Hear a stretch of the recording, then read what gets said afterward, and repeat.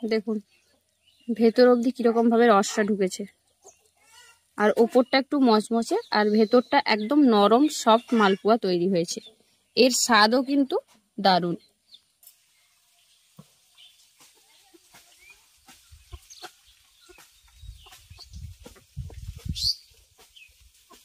আকাশের মাঝে আমি ধান নাড়ছে। নমস্কার বন্ধুরা, সানার কিচেনে আপনাদের সবাইকে স্বাগত। সামনেই তো রথযাত্রা আসছে, তাই রথযাত্রার স্পেশাল কিছু রেসিপি আপনাদের সঙ্গে আমি শেয়ার করব। আর সেই রথযাত্রার স্পেশাল প্রথম রেসিপি হলো রসালো মালপোয়া।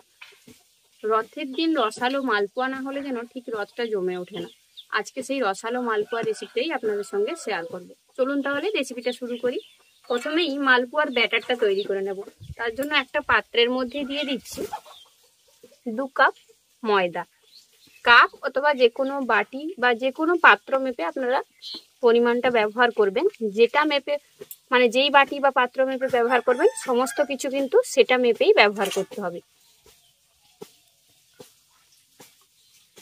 সেই সাথে দিয়ে দেব সুজি। আমি যেই বাটি বা কাপ মেপে ময়দাটা নিয়েছিলাম তারই 1 কাপ বা 1 বাটি পরিমাণে দিয়ে দিলাম সুজি। অল্প পরিমাণে আমি এর মধ্যে দেব চিনি। যেহেতু চিনির রসে ডুবিয়ে রসালো মালপোয়া তৈরি করব, তাই এখানে আমি বেশি পরিমাণ চিনিটা ব্যবহার করছি না, অল্প পরিমাণে ব্যবহার করছি। তবে আপনারা যদি রসে দিতে না চান সেক্ষেত্রে কিন্তু এখানেই চিনির পরিমাণটা বাড়িয়ে নিয়ে 1.5 থেকে 2 কাপ পরিমাণে চিনিটা ব্যবহার করতে পারেন, আপনারা যতটা মিষ্টি খেতে পছন্দ করেন। অল্প পরিমাণে দিয়ে দিলাম লবণ। যে কোনো মিষ্টি জিনিসে একটু লবণ দিলে তার টেস্ট কিন্তু খুব ভালো আসে। এবার দিচ্ছি নারকেল কোড়া। নারকেল কোড়াটা অপশনাল, আপনারা যদি নারকেল না খান সেক্ষেত্রে কিন্তু না দিলেও চলবে, তবে দিলে এর টেস্ট অনেক গুণে কিন্তু বেড়ে যায় আর দারুণ টেস্ট আসে। এবার পুরো দোকানের মতো মালপোয়ার টেস্ট আনার জন্য এর মধ্যে আমি দিয়ে দেব 1 চামচ পরিমাণে গোলাপ জল।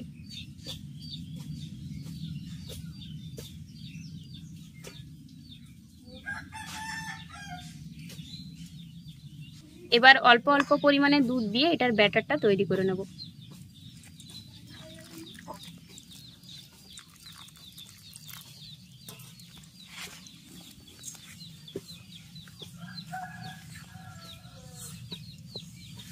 আমাদের মালপোয়ার ব্যাটার একদম রেডি। এরকম পাতলা করেই ব্যাটারটাকে তৈরি করতে হবে, কারণ এটাকে আমি আধ ঘন্টা রেস্টে রাখবো, তখন কিন্তু সুজিটা ফুলে গিয়ে ডাবল হয়ে যাবে।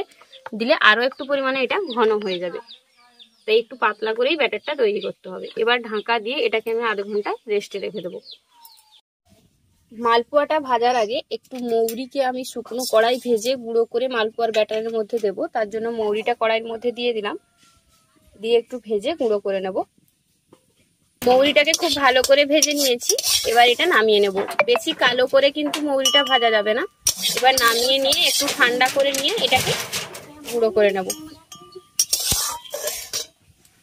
মৌরিটাকে তুলে নিয়েছি। এবার আমি চিনির রসটা তৈরি করব। তার জন্য কড়াইয়ের মধ্যে দিয়ে দিচ্ছি জল।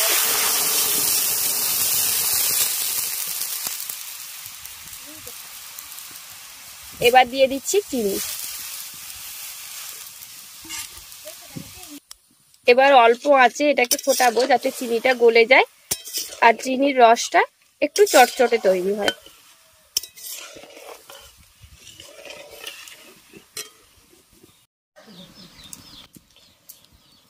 চিনি রসের মধ্যে দিয়ে দিচ্ছি কয়েকটা ছোট এলাচ।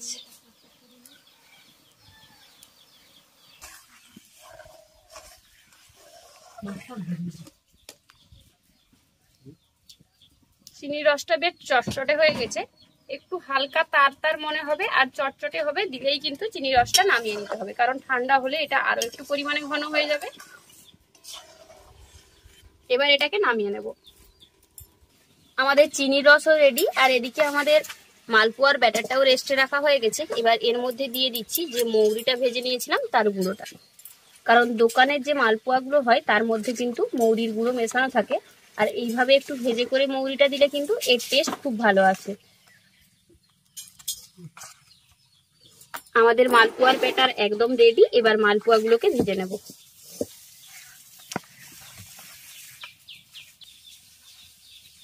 মালপোয়াগুলো ভাজার জন্য তেলটাকে গরম করে নিয়েছি। এবার হাতায় করে ব্যাটার নিয়ে তেলের মধ্যে দিয়ে দেব।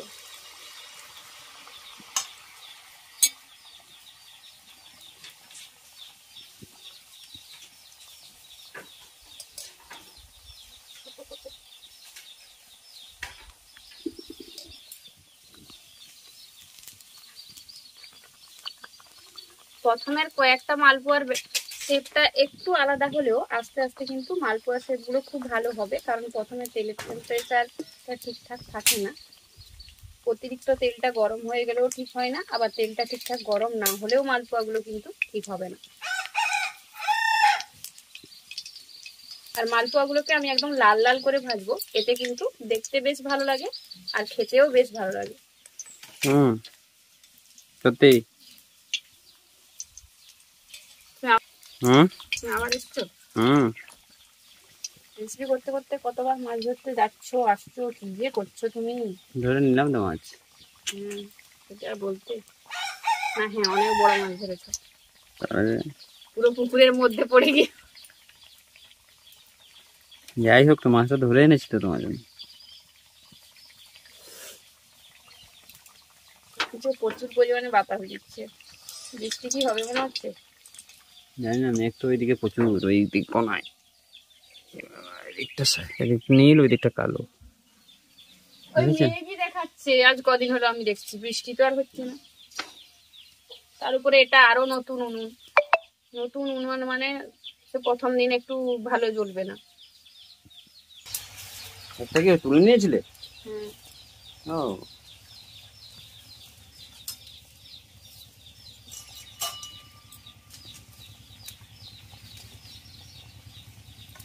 তেলটা গরম হয়েছে মনে হয় একটু।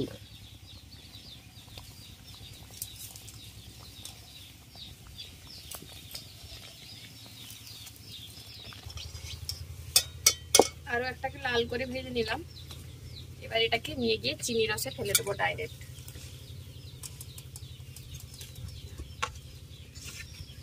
কিভাবে আরো এক হাতা মিশ্রণ গরম তেলের মধ্যে দিয়ে দেব। আর সবসময় মিশ্রণটা দেওয়ার আগে অবশ্যই একটু ভালো করে মিশিয়ে নেবেন, অনেক সময় নিচে বসে যায়, তাই একটু ভালো করে মিশিয়ে নিয়ে তারপর তেলের মধ্যে দেবেন।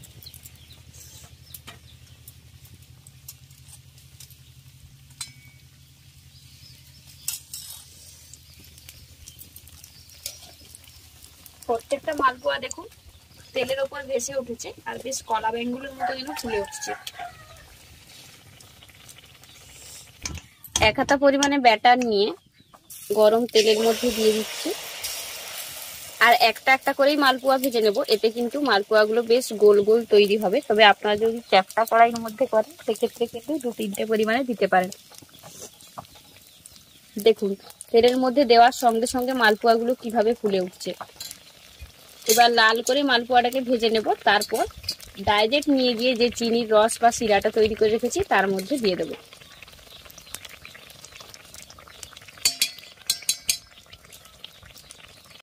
রথযাত্রা স্পেশাল রসালো মালপোয়া একদম রেডি। এই মালপোয়াগুলো খেতে দারুণ লাগে আর বানানো তো খুবই সহজ। আমাদের আজকের এই রথযাত্রা স্পেশাল মালপোয়া রেসিপিটা আপনাদের কেমন লাগলো অবশ্যই কমেন্ট করে জানাবেন। ভালো লাগলে বরাবরের মতো ভিডিওটিতে একটি লাইক করে আপনার ফ্রেন্ডস এবং ফ্যামিলির সঙ্গে ভিডিওটা শেয়ার করার অনুরোধ করলো।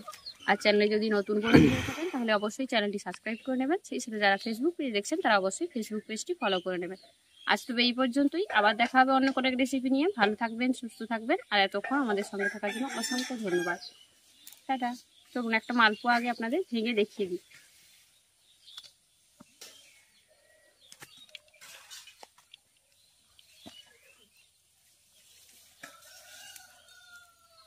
দেখুন ভেতর অবধি কিরকম ভাবে রসটা ঢুকেছে, আর ওপরটা একটু মচমচে আর ভেতরটা একদম নরম সফট মালপোয়া তৈরি হয়েছে। এর স্বাদও কিন্তু দারুণ। আগে পেছনে যে আছে দিতে হবে, না হলে তুমি একটু খাও না, পেটেও সহ্য হবে না। আমি তো পরে খেয়ে নেবো, তুমি খাও।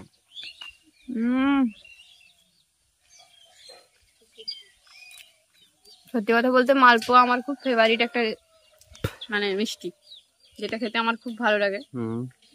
আর আজকে এত দারুণ টেস্ট হয়েছে, কোনো কথা হবে না।